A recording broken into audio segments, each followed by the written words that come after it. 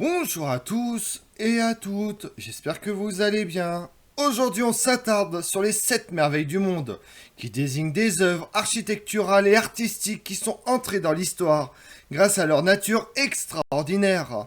Malheureusement, il ne reste aujourd'hui plus qu'un seul de ces trésors du monde antique, les pyramides. Partons ensemble découvrir les monuments devenus célèbres. Les 7 merveilles du monde antique sont des monuments mystérieux dont les vocations invitent au voyage. La Grande Pyramide, les jardins suspendus de Babylone, le Zeus d'Olympie, l'Artémision d'Éphèse, le Colosse de Rhodes, le mausolée d'Halicarnasse et le phare d'Alexandrie. Ces monuments impressionnants par leur dimension et leur raffinement surprennent également. Malheureusement, seul l'un d'entre eux est encore debout, la pyramide de Khéops. Les autres ont tous disparu. Comment alors ces merveilles sont-elles parvenues à nous?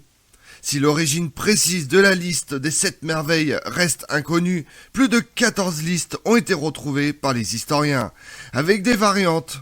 Certaines incorporent par exemple le Colisée de Rome ou le Temple de Salomon à Jérusalem. D'autres ne mentionnent pas le phare d'Alexandrie au profit des murailles de Babylone, souvent oubliées aujourd'hui. Si le phare est bien ancré dans la mémoire collective, c'est peut-être grâce à l'influence des artistes de la Renaissance, qui, représentant les murailles et les jardins suspendus de Babylone en une seule image, ont permis de le conserver tout en limitant le nombre de merveilles à 7. La pyramide de Khéops sur la plaine de Gizeh en Égypte est la seule des 7 merveilles du monde antique encore debout. Le plateau de Gizeh accueille 3 édifices grandioses qui pointent vers le ciel. Le plus grand d'entre eux, la pyramide de Khéops, a longtemps été la construction la plus haute de l'humanité. Achevée il y a 4500 ans, elle s'élève à 137 mètres au-dessus d'un carré de 230 mètres de côté, pour un volume total de près de 2,6 millions de mètres cubes. La pyramide abrite 3 chambres, dont 2 sont construites en hauteur, au cœur du monument. La chambre la plus haute accueille le tombeau du roi Khéops. Cela diffère avec l'agencement des autres pyramides de Gizeh, Képhren et Mykérinos, dont les chambres sont souterraines ou situées au niveau du sol. Peut-on visiter la pyramide de Khéops? Oui, c'est la seule des 7 merveilles à tenir debout encore aujourd'hui. Elle est l'une des 3 pyramides situées à quelques kilomètres du Caire. Pas une, mais 2 merveilles se cachaient dans la cité antique de Babylone, dans l'Irak actuel. Lorsque l'on imagine les jardins suspendus, on pense à un lieu un peu magique où la végétation pousserait dans les airs. Il s'agissait plus vraisemblablement de jardins en terrasse plantés sur des plateformes surélevées, dont la plus haute culminait à 24 mètres selon les écrits. Aucune trace n'en a été retrouvée. Les murailles entouraient la ville sur plus de 11 kilomètres. Elles étaient constituées de 3 couches de murs séparés, dont 2 mesuraient plus de 7 mètres de large, entre lesquelles des quadriges pouvaient circuler. Mais aussi imposants et fortifiés soient-ils, ces remparts n'ont pu empêcher la chute de Babylone en 539 avant Jésus-Christ. Peut-on visiter les jardins suspendus et la muraille de Babylone? Les jardins ont totalement disparu. Les murailles ont été restaurées, avec notamment une version reconstruite de la splendide porte d'Ishtar. On peut aller admirer la porte d'Ishtar originelle, reconstituée au musée de Pergame à Berlin.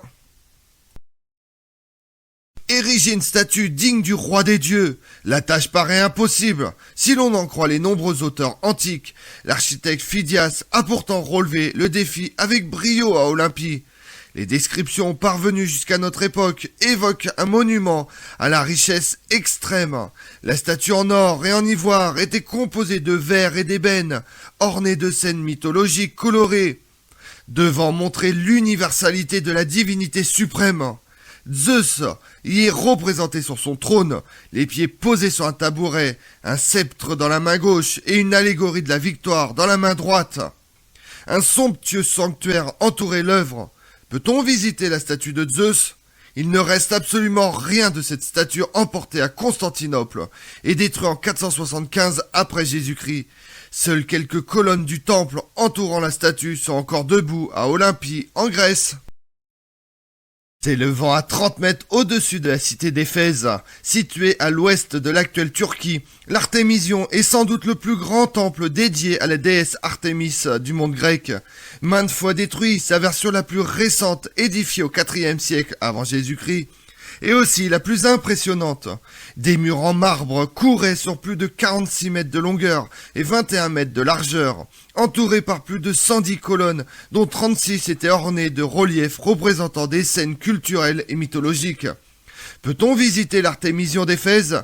Il subsiste un modeste site archéologique à Éphèse du temple détruit en 263 après Jésus-Christ par les Goths. On peut toutefois se faire une idée de la beauté du monument au parc miniaturque d'Istanbul où il a été reconstitué en miniature. Le monument est souvent représenté à l'entrée du port de Rhodes, mais son emplacement comme ses dimensions restent totalement inconnus. La gigantesque statue du dieu Hélos, qui s'élevait sur l'île grecque de Rhodes, n'est restée debout qu'une cinquantaine d'années, au IIIe siècle avant Jésus-Christ. Les sources sont pauvres à son sujet. Sa taille et son emplacement restent des suppositions. Il est souvent représenté avec une jambe sur chaque extrémité du port. Mais cette posture extravagante est aujourd'hui considérée comme peu crédible. Peut-on visiter le colosse de Rhodes? Il ne reste aucune trace de la statue. Si vous vous sentez l'âme d'un archéologue, vous pouvez toujours essayer de plonger dans le port de Rhodes pour rechercher des traces de cette statue. Le mausolée d'Halicarnasse n'est autre que le tombeau de Mosol, roi de la cité-État situé au sud-ouest de l'actuelle Turquie. L'édifice a tant marqué qu'il a donné son nom à tout monument funéraire richement orné et de grande dimension. Construit au IVe siècle avant Jésus-Christ, il s'élevait à 45 mètres sur une terrasse de 250 mètres de long et plus de 100 mètres de large. La base, ornée de bas-reliefs racontant la vie de Mosol, portait 36 colonnes surélevées, elles-mêmes recouvertes par un toit de 24 marches, soutenant une statue de Mosol sur un char. Peut-on visiter le mausolée d'Halicarnasse? Seuls quelques morceaux de colonnes sont éparpillés à l'emplacement du mausolée, dans la ville de Bodrum, en Turquie. Une partie des statues présentes dans la colonnade et d'un des chevaux du char surplombant l'édifice sont cependant conservés au British Museum.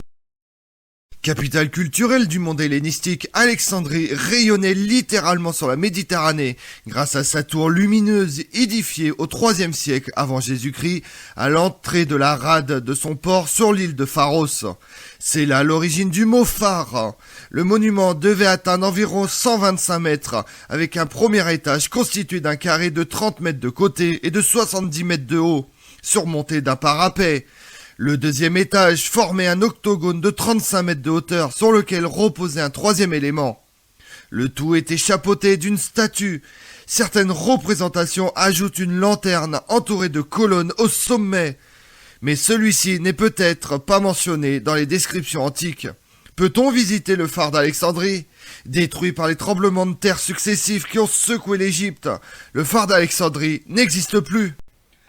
Comme on l'a vu, la pyramide de Khéops, le phare d'Alexandrie, la statue de Zeus ou encore les jardins suspendus de Babylone sont les 7 merveilles du monde antique, monuments si impressionnants que leur notoriété a traversé les siècles. Je vous remercie d'avoir suivi cette vidéo en ma compagnie. Si vous voulez connaître mes autres vidéos, retrouvez-moi sur ma chaîne YouTube Tout sur l'Histoire avec Damien, mais également sur les réseaux sociaux, Twitter et Instagram, Histoire Damien. Et pensez à liker, commenter et vous abonner. Je vous remercie à tous.